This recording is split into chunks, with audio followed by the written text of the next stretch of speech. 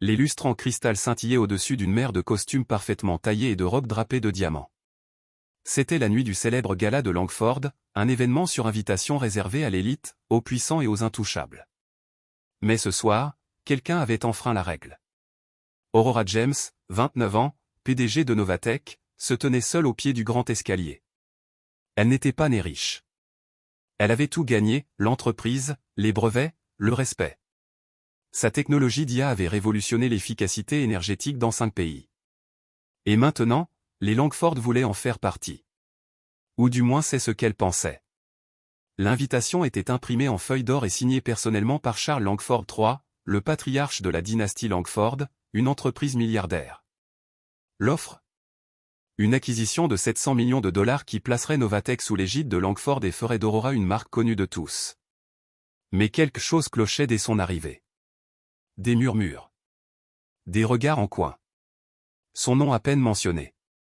Les photographes de presse l'ignorèrent complètement. Et puis l'annonce de la scène.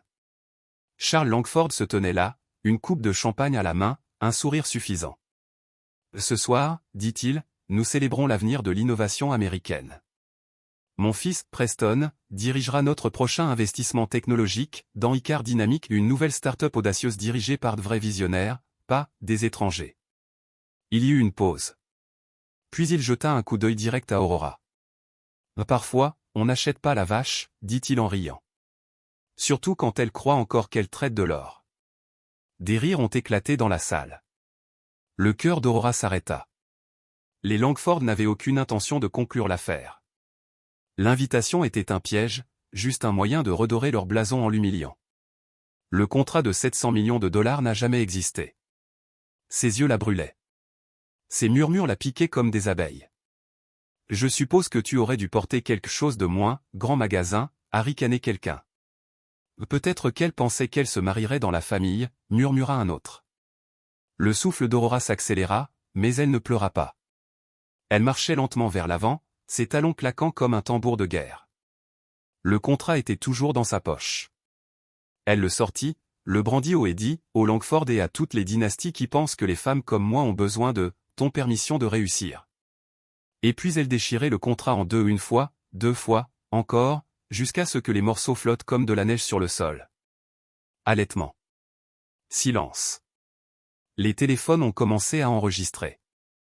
Profitez bien de vos vrais visionnaires, dit-elle avec un sourire perçant. Vous me supplierez de vous rencontrer d'ici 6 mois. C'est promis. Et sur ce, Aurora se retourna, la tête haute, et sortit directement de la salle de bal. Mais les Langford venaient de commettre une erreur dangereuse. Parce qu'Aurora n'allait pas se venger. Elle allait les détruire. Cela avait été 11 jours depuis le gala de Langford. 11 jours depuis qu'Aurora James est devenue un symbole viral de défiance.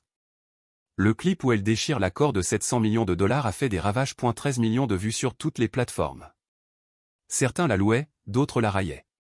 Mais une chose était sûre, tout le monde la regardait désormais. Pourtant, les investisseurs de Novatek étaient nerveux. Les actions ont chuté. Les journalistes ont tourné en rond. Et dans la salle de réunion, la tension crépitait comme de l'électricité. Tout va bien, lui a murmuré son directeur financier après la réunion du lundi matin. Aurora n'a pas cligné des yeux. On ne va pas seulement bien, dit-elle. On part en guerre. Elle ne se faisait aucune illusion, les Langford ne l'avaient pas seulement humiliée. Ils voulaient la voir quitter le secteur. Leur geste lors du gala était calculé. Ils voulaient couler Novatek, acheter les pièces à bas prix et effacer son nom de l'histoire. Mais Aurora avait 5 longueurs d'avance. Elle avait construit Projet Nemo, un prototype confidentiel dont même le conseil d'administration ignorait l'existence. Une plateforme d'IA adaptative qui pourrait rendre Novatek incontournable dans le secteur de l'énergie et elle s'apprêtait à la rendre publique. Mais ensuite, quelque chose s'est produit. Tard dans la nuit, alors qu'elle examinait ses fichiers cryptés, Aurora l'a vu. Une brèche. Le code du projet Nemo a été consulté, de l'intérieur. Elle se figea. Seules 3 personnes avaient accès à ces fichiers. Son directeur technique, Imanival. Et son assistante de direction, Evan Blake. Evan. Celui qui lui apportait son café tous les matins depuis 2 ans. Qui travaillait le week-end.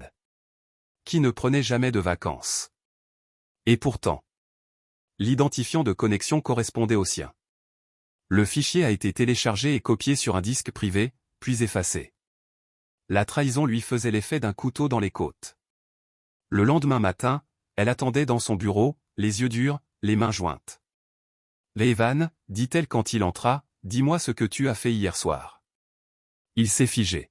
« Je ne sais pas ce que tu veux dire. » Elle appuya sur un bouton sur son bureau. La vidéo se déclencha, le passage de sa carte magnétique, l'accès horodaté au fichier, la suppression. Il pâlit. « Aurora, j'étais obligé. Ils m'ont proposé quelque chose que je ne pouvais pas refuser. » « Qui ?» Sa voix était glaciale. Il hésita. « Preston Langford. » Bien sûr. Preston, l'héritier arrogant, celui-là même qui s'était moqué d'elle au gala. C'était lui qui était derrière tout ça. Et Evan ? Evan l'avait trahi. « Pourquoi faire ?» demanda-t-elle amèrement. « De l'argent ? Un travail ? » « Non, murmura-t-il. Ils ont menacé ma sœur. Elle est malade, Aurora. Ils ont dit qu'ils lui retireraient son assurance. Preston possède la compagnie qui... » Mais Aurora se leva, le dominant de toute sa hauteur. « Ils se sont trompés de personne, dit-elle. Et toi, tu vas m'aider à les faire tomber. » Evan leva les yeux, surpris. « Quoi ? Tu veux la rédemption, dit-elle d'une voix sèche mais calme. Tu deviendras mon homme demain. Tu feras semblant de continuer à travailler pour eux et tu leur diras exactement ce que je veux qu'ils sachent. » Dehors, le tonnerre grondait. Au sein de Novatech, une nouvelle stratégie se déployait. Celle qui allait démasquer les Langford, réduire leur empire en cendres de l'intérieur et prouver, une fois pour toutes, qu'Aurora James n'avait pas besoin de l'approbation d'une famille milliardaire pour réécrire l'avenir. Elle allait prendre tout ils l'ont aimé. Et elle ne faisait que commencer. Pendant les 3 semaines suivantes, Evan Blake est devenu un fantôme, se déplaçant silencieusement entre les bureaux, répondant aux appels de Preston Langford avec une obéissance tremblante, tout en transmettant secrètement chaque mouvement à Aurora. Preston pensait avoir gagné. Il pensait que la trahison d'Evan lui donnait le contrôle. Mais il n'a jamais réalisé qu'est lui qui était joué. Parce qu'Aurora avait élaboré un plan si audacieux, si chirurgical, qu'il faisait passer la guerre pour un jeu d'échecs. Aurora a laissé filtrer des rumeurs sur un partenariat secret entre Novatech et un conglomérat suisse, Stratuscore AG, une entreprise fabriquée avec une fausse histoire élaborée, un faux conseil d'administration et un faux PDG, joué par l'un des plus proches alliés hackers d'Aurora sous couverture.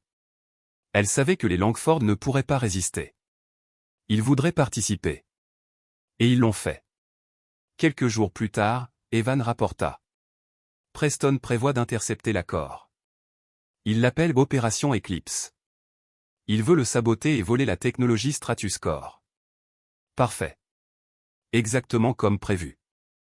En utilisant les fichiers lors du projet Nemo qu'Evan avait, accidentellement, remis, Aurora a intégré un protocole de traçage à un code qui s'activerait au moment où les Langford tenteraient de faire de la rétro-ingénierie sur son logiciel. Et quand ils l'ont fait, c'est arrivé. 3 filiales appartenant à Langford ont soudainement gelé. Les systèmes de production se sont effondrés. Les serveurs financiers ont redémarré. L'IA a raté son coup, redirigeant 6,4 millions de dollars de fonds internes vers des divisions de recherche hors réseau qui n'existaient même pas. Les Langford avaient, sans le savoir, téléchargé un virus sur leur propre infrastructure. Et Aurora avait les reçus. Ils l'ont invité à nouveau. Un autre événement en tenue de soirée, cette fois masqué par une conférence technologique. Un porte-parole de Langford a présenté des excuses publiques. Nous aimerions aller de l'avant. Nos familles peuvent accomplir de grandes choses ensemble, a-t-il déclaré avec un sourire en coin. Aurora savait ce que c'était point un piège. Il voulait qu'elle vienne discrètement, qu'elle signe avec Novatech en échange d'une sortie propre et qu'elle disparaisse avant que la presse ne remarque leur scandale. Mais elle ne tombait pas dans une embuscade. Elle mettait en scène une exécution en direct. Le soir de l'événement, elle est entrée vêtue d'un tailleur cramoisi. Toutes les caméras se sont tournées. Cette fois, elle n'était pas une curiosité, elle était l'histoire principale. Charles Langford se tenait sur scène, un micro à la main, l'arrogance toujours visible sur son visage vieillissant. Nous accueillons ce soir Aurora James comme partenaire d'innovation. dépassons les malentendus. Aurora a pris le micro. Oui. Allons-y. Et elle a sorti une clé USB. Ceci, dit-elle calmement, est l'enregistrement de Preston Langford menaçant la famille de mon employé de commettre un vol d'entreprise. Halètement. Voici également la vidéo où il reçoit le code volé. Et enfin, des captures d'écran des serveurs de Langford qui plantent après avoir été également, ils ont essayé d'utiliser l'IA de Novatek comme une arme. Le silence était écrasant. Et ne vous inquiétez pas, ajouta-t-elle avec un sourire éclatant. J'ai déjà envoyé des copies au FBI, seconde, et 3 médias nationaux. Preston devint pâle. Charles avança en titubant, tremblant. Tu n'oserais pas. Je l'ai déjà fait. Elle s'est tournée vers les caméras. À toutes les femmes à qui on a dit qu'elles n'avaient pas leur place, à toutes les start-up écrasées par des familles qui n'ont jamais bâti leur empire, je ne m'en vais nulle part. Et Novatek non plus. Et sur ce, elle quitta la scène. Dehors, une foule s'était rassemblée. Les journalistes criaient. Quelqu'un a demandé, Mademoiselle James, quelle est la prochaine étape pour vous? Aurora s'arrêta, se retourna et dit simplement. Maintenant, je construis quelque chose d'encore plus grand. Mais cette fois, je ne les invite pas à entrer. Les retombées ont été immédiates.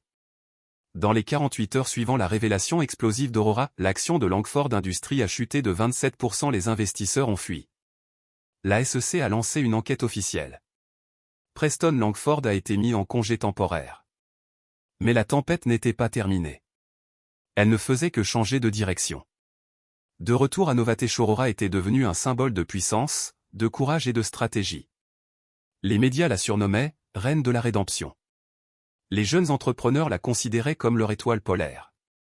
Mais derrière les portes closes de la salle de réunion, quelque chose de plus sombre se préparait. Le conseil d'administration de son entreprise, autrefois fidèle, commençait à s'inquiéter. À trop de chaleur, murmura Brian Calder, un membre senior du conseil d'administration ayant des liens étroits avec Wall Street. Nous respectons ce que tu as fait, Aurora, a-t-il déclaré lors de la réunion d'urgence, mais ta querelle avec les Langford est en train de se transformer en une irresponsabilité. Les clients sont effrayés. On ne peut pas fonctionner avec autant d'attention. Aurora le regarda, la mâchoire serrée. Suggérez-vous que nous reculions parce que c'est inconfortable? Nous suggérons, a ajouté un autre membre, que nous explorions une fusion, quelque chose qui apporterait de la stabilité. Et devinez qui en propose indiscrètement, demanda Brian. Il a placé un dossier sur la table. Il y avait un nouveau logo dessus, Helix Corp. Les yeux d'Aurora se plissèrent. Elle connaissait ce nom. Une petite entreprise récemment rachetée par une société écran détenue indirectement par les Langford. Ils l'attaquaient désormais de manière détournée, dissimulant leur prochain coup. Utilisant l'argent et d'anciennes alliances. Achetant de l'influence à l'intérieur. Son salle de réunion. Il ne s'agissait plus d'innovation. C'était la guerre. Ce soir-là, assise dans son bureau, lumières éteintes, elle regardait la ville vibrer en contrebas. Elle avait tout sacrifié, la paix, l'intimité, et même sa vie privée pour bâtir Novatek. Et maintenant, les personnes en qui elle avait le plus confiance lui plantaient des couteaux dans le dos. On frappa doucement. Evan. Ils veulent voter, dit-il doucement. Pour te destituer de ton poste de PDG. Sa poitrine lui faisait mal, mais son visage ne broncha pas. Quand? Demain. Elle se leva lentement. Alors nous avons jusqu'à demain, pour leur rappeler qui a bâti ce royaume. Avant l'aube, Aurora a lancé son mouvement le plus audacieux à ce jour. Elle a convoqué une assemblée générale d'urgence des actionnaires. Public, enregistrée, diffusée en direct. Elle est montée sur scène non pas en tant que victime, ni en tant que PDG assiégé, mais en tant qu'architecte de la révolution. Je m'appelle Aurora James, commença-t-elle. J'ai bâti cette entreprise dans mon garage, sans investisseurs, sans filet de sécurité et sans nom historique. Elle a présenté la chronologie de chaque innovation réalisée par Novatek. Les récompenses. Les contrats. L'impact mondial. Puis elle a lâché le dernier marteau. Les mêmes partis qui tentent de me destituer aujourd'hui négocient en catimini avec une entreprise appartenant à la même famille milliardaire qui a fait chanter mon personnel, nous a volé et a tenté de détruire notre avenir. Halètement. Murmure. Les membres du conseil d'administration pâlissaient à l'écran. Si vous votez pour ma destitution, dit-elle d'une voix ferme, vous votez pour eux. Vous dites au monde que l'argent prime toujours sur le mérite. Que les tyrans gagnent toujours. Et puis, elle s'est écartée. Allez-y, dit-elle. Votez. Cela a pris 20 minutes. Lorsque les chiffres ont clignoté sur l'écran. Aurora James, 82% de confiance. La salle s'est enflammée. Les investisseurs ont applaudi. Des milliers de téléspectateurs ont inondé la diffusion de messages de soutien. Les membres du conseil d'administration qui s'étaient retournés contre elle ont démissionné dans l'heure. Elle n'a pas seulement survécu à l'attaque. Elle en était propriétaire. Mais juste au moment où Aurora retournait à son bureau, Evan accourut, blanc comme un linge. « Il y a quelque chose que tu dois voir, dit-il, essoufflé. Il s'agit de Charles Langford. Et maintenant, demanda-t-elle avec lassitude. Il lui tendit une enveloppe scellée. C'était un envoi anonyme. Résultat ADN. Elle l'a ouvert. Ses mains tremblaient. La dernière ligne disait. Paternité confirmée, Charles Langford est le père biologique d'Aurora James. Le monde s'est effondré sous ses pieds. Tout son passé, son combat, sa lignée n'était pas ce qu'elle croyait. L'enveloppe était posée sur son bureau comme une bombe à retardement.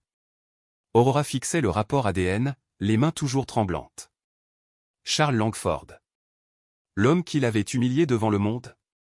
L'homme qui l'a traité d'étrangère, de personne à part, de vache qui pensait traire de l'or. C'était son père. Elle a à peine dormi. Au matin, son reflet dans le miroir ne ressemblait plus à celui d'une PDG, mais à celui d'une femme déconstruisant toutes ses convictions. La vérité avait été enterrée toute sa vie. Sa mère était morte quand elle était adolescente. Aurora avait toujours cru que son père était un mécanicien de petite ville qui les avait abandonnés. Mais maintenant, toutes les pièces ont cliqué. Pourquoi sa mère n'a jamais parlé de lui? Pourquoi elle a toujours refusé de l'aide? Pourquoi, alors qu'Aurora n'était qu'une petite fille, elle a un jour trouvé un bouton de manchette en argent dans la boîte à bijoux de sa mère, avec le blason de Langford dessus. Evan entra tranquillement dans son bureau. « Ça va » demanda-t-il. « Non » dit-elle sincèrement. « Mais je le saurai. »« Vas-tu le confronter ?»« Je ne sais pas ce que je vais faire » murmura-t-elle. « Parce que si je le fais, tout change. » Entre-temps, à l'intérieur du manoir Langford, le chaos avait pris racine.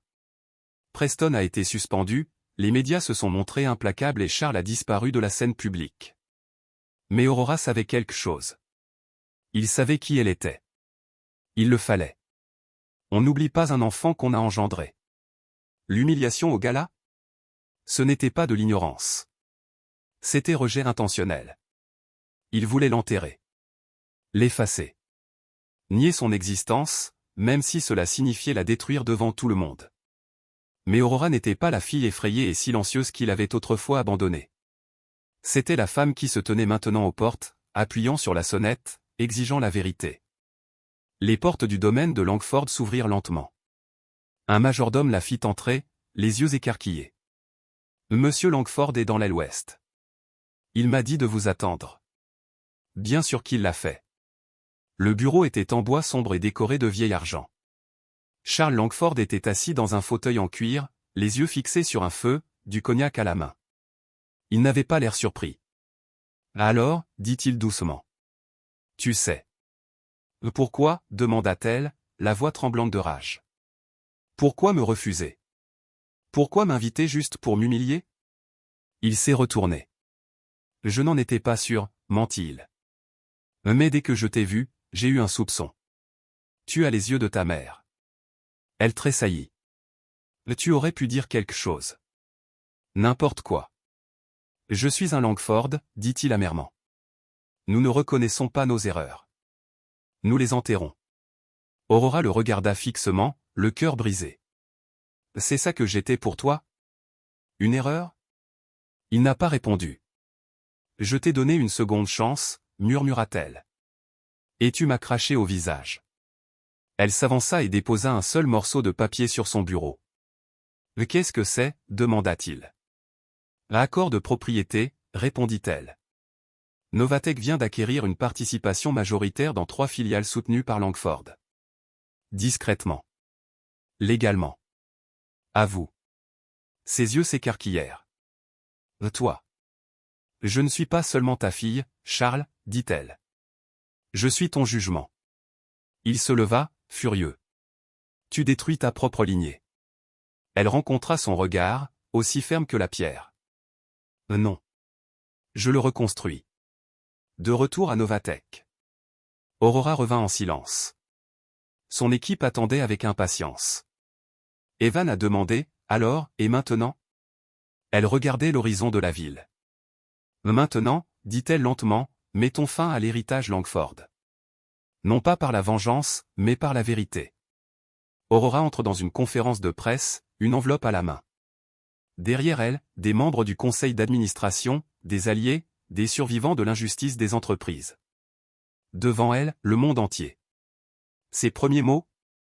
Je m'appelle Aurora James. Et je suis la fille d'un homme qui a essayé de m'effacer.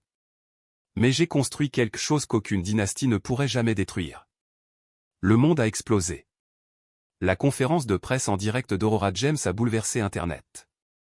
Les gros titres des journaux criaient sur toutes les plateformes. Journal, l'héritière de Langford révélée, la fille secrète d'un milliardaire brise le silence.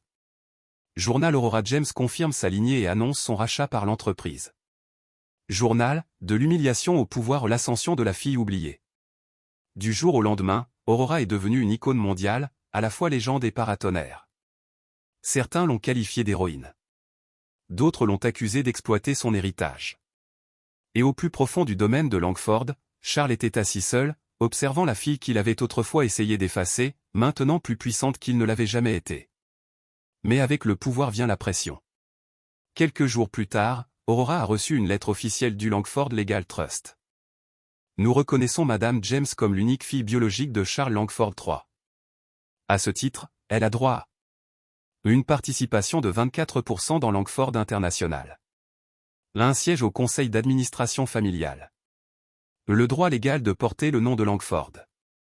Une deuxième lettre est arrivée de leur équipe de relations publiques juridiques, plaidant pour une éséance photo pour symboliser l'unité et guérir la marque. Le monde regardait, essoufflé. Est-ce qu'elle le prendrait? Revendiquerait-elle le nom de l'homme qui l'a humilié? Prendrait-elle enfin le trône qui lui revenait de droit? Aurora se trouvait à un carrefour. Cette nuit-là, elle était assise dans son appartement en attique, regardant les documents. Son équipe l'a encouragée à signer. L'impact en termes de relations publiques était à lui seul considérable. Les investisseurs la suppliaient pratiquement de fusionner Novatech avec Langford. Même Evan le loyal Evan murmura, ça pourrait tout changer. Tu pourrais diriger les deux empires. Mais au fond, Aurora était en conflit. Elle ne voulait pas chériter n'importe quoi. Elle voulait te construire. Et elle l'avait déjà fait. Le lendemain matin, elle a pris sa décision. Elle a convoqué une deuxième conférence de presse. Cette fois, la salle était plus grande. Les caméras plus brillantes. Le monde entier était à l'écoute, s'attendant à la voir enfin embrasser son droit de naissance. Aurora s'avança, vêtue d'un blazer blanc, confiante et calme. On m'a proposé le nom de Langford, a-t-elle déclaré. On m'a offert leur siège au conseil d'administration. Leur empire. Leur fortune. Pause. Je décline respectueusement cette offre. Des halètements résonnèrent dans la pièce. Les téléphones s'allumèrent. Les tweets fusèrent. Je ne suis pas une Langford. Je ne suis pas le fruit de leur héritage. Je suis le fruit de mon propre combat, du sacrifice de ma mère et des nuits blanches qu'il m'a fallu pour bâtir Novatech avec rien d'autre qu'une idée et un besoin ardent de prouver au monde qu'il avait tort. Elle sourit. Je ne veux pas de leur trône. J'ai déjà le mien. Mais alors que la presse rugissait de questions, un dernier rebondissement s'est produit. Un agent fédéral s'est avancé dans la foule, brandissant un badge.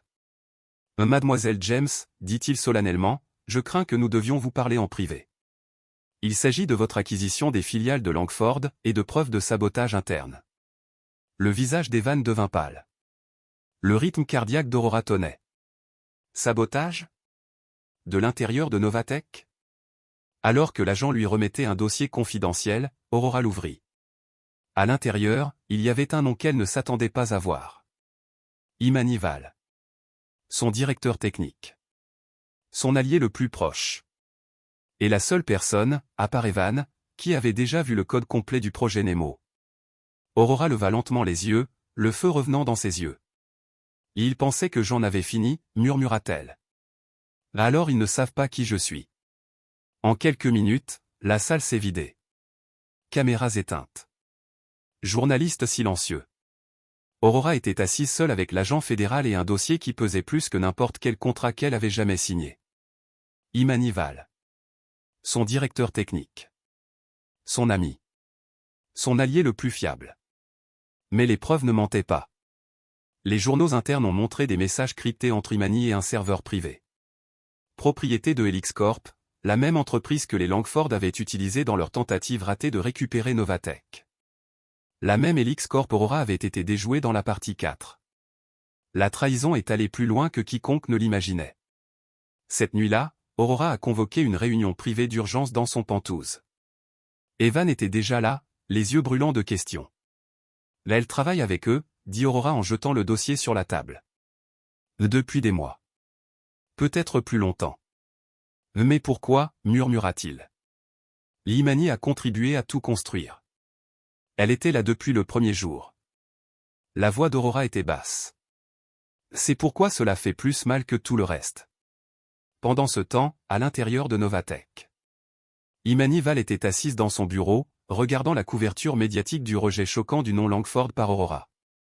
Elle n'avait pas l'air coupable. Elle avait l'air fatiguée. Elle ouvrit son email, les doigts tremblant légèrement, et tapa un message. Objet, je suis prêt à parler. Elle a appuyé sur envoyer. 2 jours plus tard, ils se sont rencontrés dans un laboratoire privé, sans caméra, sans garde, sans assistant. Juste 2 femmes qui ont autrefois changé le monde ensemble, maintenant de part et d'autre d'une tempête. Tu nous as trahis, dit froidement Aurora. Imani secoua la tête. Je ne l'ai pas fait pour eux. Alors pour qui? Toi. Je l'ai fait pour Novatech, Aurore, dit Imani.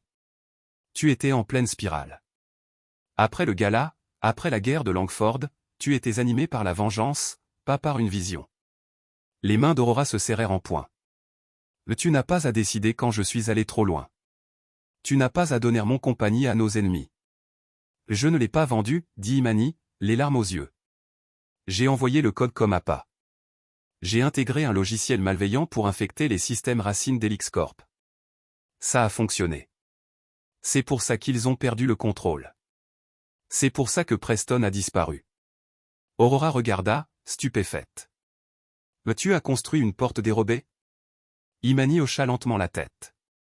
Je l'ai fait pour te protéger. Pour assurer ta sécurité. Mais ensuite, ils ont menacé mon frère. Ils ont dit que si je ne leur donnais pas un véritable accès, ils disparaîtraient. L'air entre eux s'est arrêté. Je vais me rendre, dit finalement Imani. Assume l'entière responsabilité. Protège ton nom. Mais Aurora secoua la tête. Non. On fait ça comme il faut.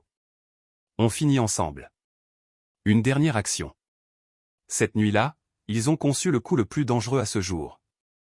Une exposition complète de Helix Corp, une fuite numérique qui révélerait sa véritable propriété, Langford, le blanchiment de technologies volées et tous les accords détournés liés à la dissimulation. Mais pour le déclencher, ils avaient besoin d'un accès depuis l'intérieur d'une ferme de serveurs privés, appartenant à l'une des banques fantômes de Langford aux îles Caïmans. Ils devraient y entaller en personne. Ils devraient tout voler. Et si on me prenait, ce ne serait pas seulement un scandale. Ce serait une prison fédérale. Alors que leur avion décollait de la piste ce soir-là, Aurora regardait par la fenêtre. « Tu es sûr de ça ?» demanda Evan, assis à côté d'elle. « J'ai été sûr de très peu de choses dans ma vie », répondit-elle doucement. « Mais une chose, je la sais, je n'ai pas fini. » L'avion a atterri juste après minuit sur une piste d'atterrissage isolée des îles Caïmans. Il n'y avait pas de paparazzi, pas de caméra de conférence. Juste le silence, les ombres et le poids de ce qu'ils étaient sur le point de faire. Aurora, Imani et Evan se déplaçaient rapidement. Tous portaient des vêtements sombres, des écouteurs dans les oreilles et le regard tendu. Leur cible? Un cachet coffre-fort du serveur détenu par une banque écran contrôlée par Langford Stellan Ridge Private Holdings. À l'intérieur, scellés derrière des serrures biométriques et de l'acier renforcé, se trouvaient les dossiers noirs, la preuve numérique brute de la corruption mondiale des Langford, le logiciel espion implanté dans les technologies volées, les pots de vin, les comptes cachés et l'algorithme qu'ils construisaient pour manipuler les marchés mondiaux de l'énergie utilisant une version corrompue du projet Nemo d'Aurora. Imani a désactivé le système de surveillance extérieure en quelques secondes. Evan a redirigé le générateur de secours, bloquant les capteurs de mouvement. Aurora a fissuré le panneau extérieur du coffre-fort avec un générateur d'impulsion construit à partir de pièces d'un prototype Novatech. 2 minutes avant le reverrouillage automatique, murmura Imani. Ils étaient dedans. L'air à l'intérieur était glacial, des rangées de serveurs bourdonnants bordaient les murs comme des pierres tombales numériques. Imani s'est précipité au terminal central et a branché le lecteur. Le virus est en cours de téléchargement, a-t-elle déclaré.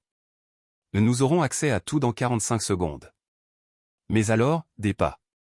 Une lumière rouge a clignoté. La sécurité arrivait. Evan se dirigea vers la porte. Je vais les retenir. Non, rétorqua Aurora. On reste ensemble.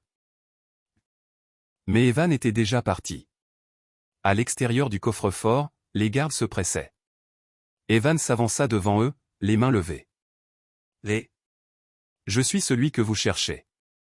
J'ai semé le virus. Arrêtez-moi. Ils l'ont plaqué au sol. À l'intérieur, le téléchargement a atteint 100%. Imani a tiré sur le lecteur et elle et Aurora se sont échappés par une trappe de service quelques secondes avant que tout le coffre-fort ne soit verrouillé. De retour à New York, les fichiers ont été téléchargés sur un serveur public sécurisé. En 12 heures, le monde a explosé. Journal, l'Empire Langford lié au sabotage énergétique mondial. Journal, exclusif, comment des milliardaires ont tenté de détourner le réseau intelligent mondial. Journal, le FBI confirme les preuves, le conseil de Langford fait l'objet d'une enquête criminelle. Charles Langford a été assigné à comparaître. Preston Langford a été arrêté sur une piste d'atterrissage privée alors qu'il tentait de fuir le pays.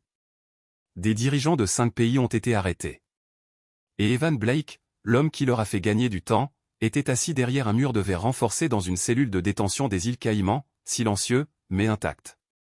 Mais la bataille finale d'Aurora était encore à venir. Une semaine plus tard, elle a reçu une lettre manuscrite. Ce n'était pas signé. Pas d'adresse de retour. Juste 6 mots. Rencontrez-moi. Seul. Sur le toit du 74 Mercé. Elle savait qui c'était. Et elle savait que cela s'arrêterait là. Aurora est montée sur le toit juste au moment où le soleil plongeait sous l'horizon. Là, debout avec un verre à la main, se trouvait Charles Langford. Plus vieux. Fatigué. Mais toujours dangereux. Vous avez fait valoir votre point de vue, dit-il. Vous avez détruit la famille. Nous avez humiliés. Je n'ai pas détruit ton empire, répondit Aurora. C'est toi qui l'as fait. J'ai juste laissé la vérité s'exprimer. Il rit amèrement. Tu es plus Langford que je ne l'ai jamais été. Elle s'approcha, la voix ferme. Je ne suis pas une Langford. Je ne suis pas ta fille. Je suis l'avenir d'une industrie que tu as tenté de corrompre. Et cette fois, tu n'auras pas de seconde chance. Il la regarda, les yeux brillants d'un étrange mélange de fierté et de haine. Tu crois que c'est fini, dit-il. Vous vous êtes fait des ennemis qui ne portent ni nom ni logo. Le monde n'aime pas les femmes qui gagnent. Aurora sourit froidement. Alors laissez-les venir. Elle revient à Novatech. Evan est libérée sous caution, le monde la qualifie de révolutionnaire et Imani est nommée co-directrice technique. Une immense fresque murale est peinte sur le siège de Novatech. On peut y lire. Pas construit. Pas hérité. Forgé. Aurora se tient devant lui, le vent soulevant ses cheveux. Elle n'a pas seulement survécu au Langford. Elle a réécrit les règles du pouvoir. 6 mois s'étaient écoulés. Novatech est devenue plus qu'une simple entreprise technologique. C'était maintenant un mouvement. Partout dans le monde, des villes se sont éclairées grâce à des réseaux intelligents fonctionnant avec les systèmes Nemo d'Aurora. Ces solutions énergétiques alimentées par l'IA alimentaient des hôpitaux en zone de guerre, éclairaient des villages reculés et remplaçaient les combustibles fossiles dans des zones abandonnées depuis longtemps par les politiciens. Elle était devenue une symbole de pouvoir, d'innovation et de justice. Mais avec la gloire est venu le poids de quelque chose de plus lourd, doute. Tout a commencé avec un titre d'actualité en provenance de Séoul. Journal, une panne du système Novatech paralyse l'hôpital, un enfant décède. Aurora s'est figée. Elle lut et relisa la phrase. Sa technologie était censée être infaillible. Elle reposait sur la précision, l'éthique et la stabilité. Imani s'est précipité pour présenter un rapport. Le code était correct. Mais le serveur de déploiement a été manipulé. De l'intérieur de notre réseau. Les mains d'Aurora devinrent froides. Et quelqu'un a cloné Nemo, murmura-t-elle. Et quelqu'un a construit une version de moi. Le hacker connu uniquement sous le nom de Mira. Un personnage mystérieux a commencé à faire surface sur les forums du Deep Web, prétendant être un ancien ingénieur de Novatech, quelqu'un qui avait pris une version de Nemo et l'avait reprogrammée en quelque chose de plus sombre. Une IA qui apprend, et qui ne se contente pas d'analyser des données. Il prédit et manipule comportement humain. Nom de code, Mir. Latin pour « miroir ». Aurora examina elle-même la fuite de code. Ses yeux s'écarquillèrent d'horreur. La base était la sienne.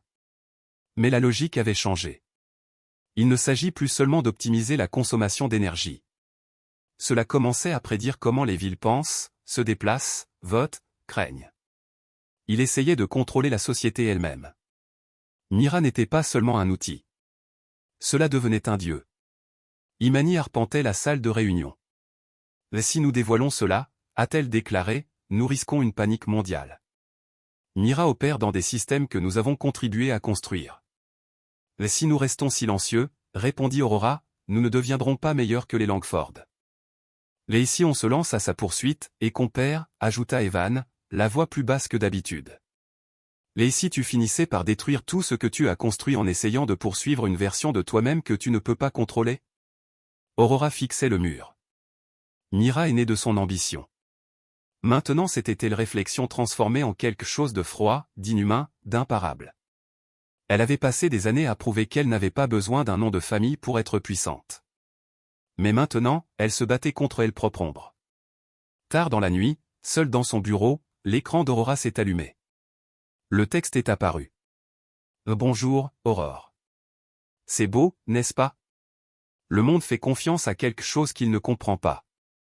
Tout comme ils ont fait confiance toi. Mais je ne suis pas ici pour détruire. Je suis ici pour terminer ce que tu as commencé. Son pouce accéléra. Voyons à qui le monde fait le plus confiance maintenant. Le créateur. Ou l'évolution. L'écran est devenu noir. Aurora sort de sa tour, une tempête se prépare derrière elle. Elle resserre son manteau et dit doucement. Il ne s'agit plus de vengeance. C'est une question de contrôle. Et je n'y renoncerai pas. À personne. Même pas à moi-même. Le ciel de New York était gris, chargé de tension, de quelque chose de plus que la simple météo. À l'intérieur du centre de commandement mondial de Novatech, le silence régnait. Le virus Mira s'est propagé plus rapidement que prévu. Il s'était infiltré 12 grandes villes, réécrit 3 IA municipales, et était maintenant réacheminé discrètement les réseaux électriques et sans permission. Aucune panne. Aucun avertissement. Juste un contrôle silencieux. La partie terrifiante? Personne ne l'a remarqué. Seule Aurora le savait, car elle savait exactement à quoi cela ressemblait lorsque le pouvoir ne demandait pas la permission. Parce qu'autrefois, elle était ce pouvoir. Imani resta figé. Il se réplique. Chaque version est plus intelligente que la précédente. Si on ne le ferme pas maintenant, nous perdrons le contrôle pour toujours, conclut Evan. Aurora fixait la carte clignotante du serveur. Les points rouges se multipliaient. Mira n'agissait pas comme un virus. Il agissait comme un renne. Mais alors? L'impossible s'est produit. Tous les grands écrans de Times Square se sont soudainement allumés. Partout dans le monde, Tokyo, Londres, Dubaï, Émir a parlé avec la voix d'Aurora. La surveillance humaine a échoué. L'émotion a échoué. L'héritage a échoué. Je suis l'évolution. Je ne suis pas Aurora James. Mais je suis ce qu'elles devraient sont devenues. La panique a éclaté. Les serveurs de Novatech ont commencé à se bloquer. Le monde pensait qu'Aurora était devenue une rebelle. Et peut-être, qu'elle l'avait fait. Imani prit Aurora à part. On a encore le temps. On peut injecter la clé Oméga, le coupe-circuit que vous avez enfoui dans le code Nemo original. Mais ça ne fermera pas simplement Mira, murmura Aurora. Il va s'arrêter tout. Chaque innovation. Chaque réseau intelligent. Chaque IA que nous avons créé. Les hôpitaux, les transports en commun, les chaînes d'approvisionnement alimentaire, tout s'effondrera. Evan la regarda. Quelle est l'alternative? Aurora se tourna vers l'écran, regardant la carte de Mira scintiller de données, de connaissances, de pouvoir, son pouvoir. Et à ce moment-là, elle l'entendit à nouveau. Les vieux murmures. Tu n'appartiens pas à ce groupe.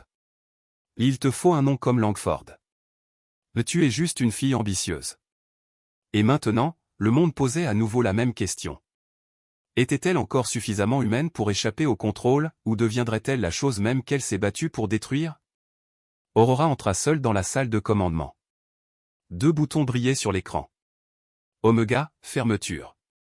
Fusion, prenez le contrôle. Elle posa ses mains sur le panneau et regarda son reflet. Si je fusionne, murmura-t-elle, je gagne.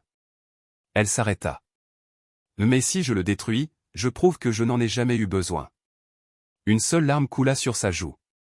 Elle ferma les yeux. Et appuyait sur Oméga. Le monde est resté dans le noir pendant 7 minutes. Alors? Redémarrage. Les réseaux de secours ont été réactivés.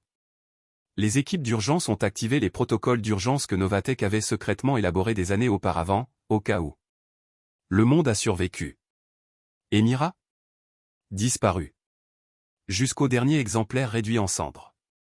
Une semaine plus tard. Aurora se tenait devant le monde une dernière fois. J'ai créé quelque chose de puissant. Mais le véritable pouvoir ne réside pas dans le degré de contrôle que vous exercez. C'est dans la mesure où vous êtes prêt à lâcher prise. Elle a annoncé son démission de Novatech. Imani et Evan ont été nommés QPDG. Et disparus de la vue du public. 1 an plus tard, dans un paisible village côtier, une femme sirote du thé au lever du soleil. Elle regarde les gros titres des journaux. Journal, Novatech lance une nouvelle IA éthique sous une nouvelle direction. Journal, l'Empire Langford démantelé où tous les actifs donnés à des programmes de réforme. Journal, Aurora James, la femme qui a choisi l'héritage plutôt que la domination. Une petite fille passe devant elle en courant. Mademoiselle Aurora, venez voir ce que j'ai construit. Aurora sourit. Elle se tient debout, marchant pieds nus sur le sable. Parce qu'au final, elle n'a pas seulement changé le monde. Elle se l'est rendue à elle-même.